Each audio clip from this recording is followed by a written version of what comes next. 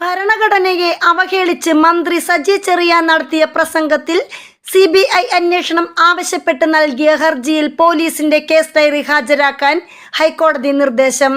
ഹൈക്കോടതി അഭിഭാഷകനായ ബൈജു നോയൽ നൽകിയ ഹർജി ഫയലിൽ സ്വീകരിച്ചുകൊണ്ടാണ് ജസ്റ്റിസ് ബെച്ചു കുര്യന്റെ നിർദ്ദേശം.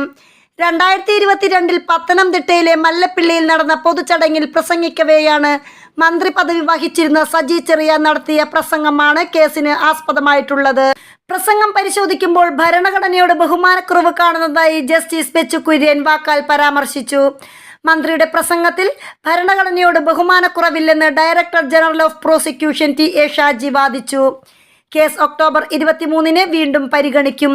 സജി ചെറിയാന്റെ പ്രസംഗം വിവാദമായതിന് പിന്നാലെ രാജിവെക്കേണ്ടി വന്നിരുന്നു.